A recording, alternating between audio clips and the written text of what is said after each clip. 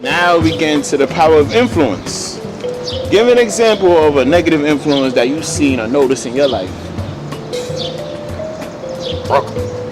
The whole, just everything. Parenting. Parenting. We all need them. You know, every man needs his father, every man needs his mother, every daughter needs a father, and every daughter needs a mother. I grew up without a father. Without a father, without my biological father. Like, I ain't had no father the first 6 years of my life.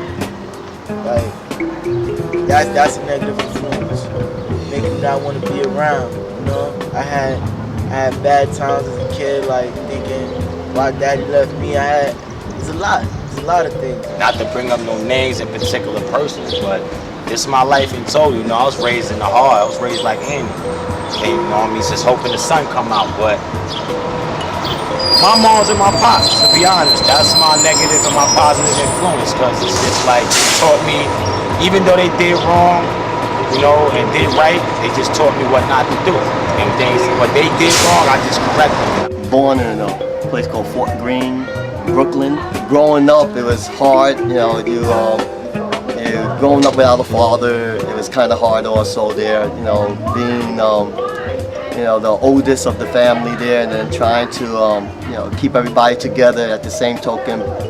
Everything that I can see in this environment, in this community, is it leads back to some sort of parenting.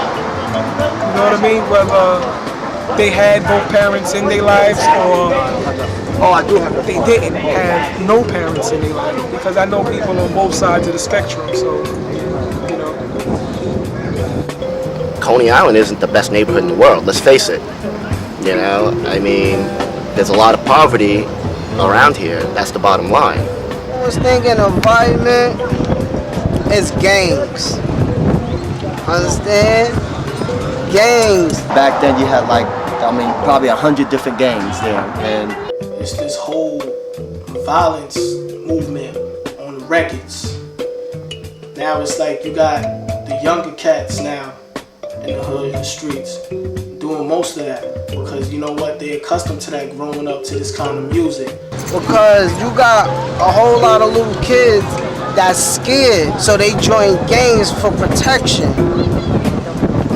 And they don't have no parents. Some don't have no fathers. Understand? So the only thing they turn to is the gang in the streets, because a woman can't raise a man. So what that goes to say is, oh, I'm gonna turn to my friends who's like my brother, and this older dude on the block who's like my father for help. in your particular gang in your neighborhood, you had to be in the clique with them, because if you didn't, they wouldn't protect you. And that's where kids go wrong, because the people on the streets don't push you to go to school.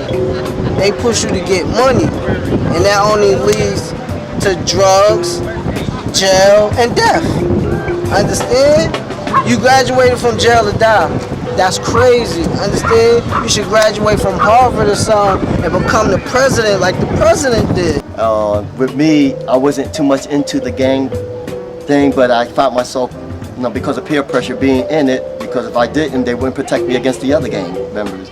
But one thing that I made sure I did not do a lot of the stealing and robbing the people there.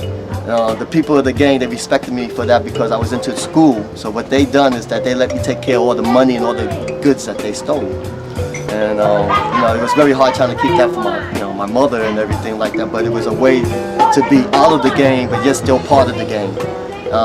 Something I'm not proud of, but something that was a necessity to survive.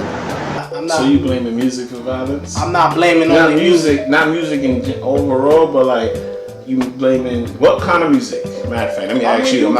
It's the parents. Understand? It's the parents at the end of the day. If they don't teach their kid gonna grow up and figure out life by itself, and sometimes that's a bad thing. My brother, he was my father figure. My brother, looking for ways to get money, he comes across selling drugs. That was a bad influence. I had plenty of bad influences in my life. Yes, you have bad times and good times. Every family has that. and you just gotta know what to do with the bad times and make them good. And you can't dwell over the bad things that have happened to you in the past, because then you would make yourself be in the opposite side of the rim, which is crime, drugs, whatever the case may be. And that's what people do too. Frustrations in life, mess people up. You know what I mean? Because the way they was brought up. Bro, listen, I love the gangster rap. Gangster rap is what I grew up to. But did I take it that way literally? No. But now you got the generation coming up now, I can't really blame it solely on that, but you got some of the generation coming up now not taking it, taking it literally, but not taking it as music. They taking it real literal, and it's like it's a scary thing, because a lot more people is suffering out there, especially to the violence. Not only that, to the drugs as well. Us black guys gotta know and come together and stop all the madness. It's just madness. I know where I live at in Coney Island is madness. They just gotta come together and do something. The streets swallow kids up whole. You know what I mean? If you just take a walk down the alley with your camera, you can see it. You know what I mean? You see kids with the pants hanging, little girls going dyke crazy. It's not the way to be, you know what I mean? So what kind of influence they have in the household. So it's like where I'm bringing structure in my household for my son to get an influence from me, so he builds a structure. So if I'm starting a structure, his structure going even better. So that's the influence. As you grow up, you take that bad influence, the sting from it, and you turn it into positive influence. It's like they messed up on the slate to make the slate clean for you. That's how that goes. The one thing that always stood true, I was always into education. And that's one thing that's instilled in me now, and I instill in my children and my grandchildren. I'm going to instill into them as far as education is a way out of any bad situation there. If you keep yourself educated, you don't have to worry about all of the things that you're probably going to come about as far as peer pressure is concerned. When you're a kid, you think you're invincible, You think you're gonna live forever and nothing can hurt you, so you start doing crazy things. Experimenting with drugs, going to places you have no business being in, and starting some stuff that you really have no business starting, only to look back 20 years down the line and say, wow, I was an idiot.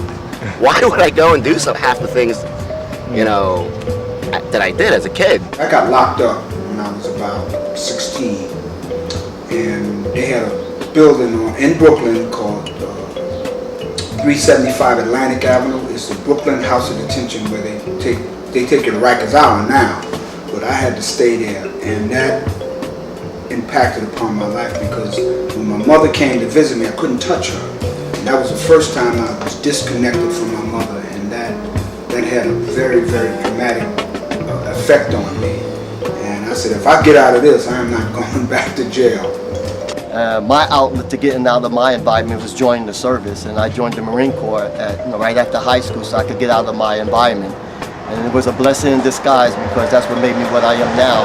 Because I figured if I didn't get out of my environment, I would be just like my friends that I grew up with and I admired as teenagers as we grew up. And it's safe to say, because it has happened, that most of all of them died of drugs or got killed because of gang being part of the gang, or just wind up, getting killed. Killed or dying because of health reasons there, i.e. AIDS and stuff like that. And this was mostly what happened with all my friends that I grew up with. I really don't have any friends since I was a teenager that I grew up with that's alive right now. I can only think of probably just one, which his name is Victor, and he lives in Florida. But he's another one that got out of the neighborhood, and there was a couple of young ladies that did the same thing. It looks like the people who got out of the neighborhood were the ones that survived. So a lot of times it's like I felt that I have a lot of good friends, but a lot of them should have, I felt that they should have not even existed in my life, or should have been replaced with more productive individuals.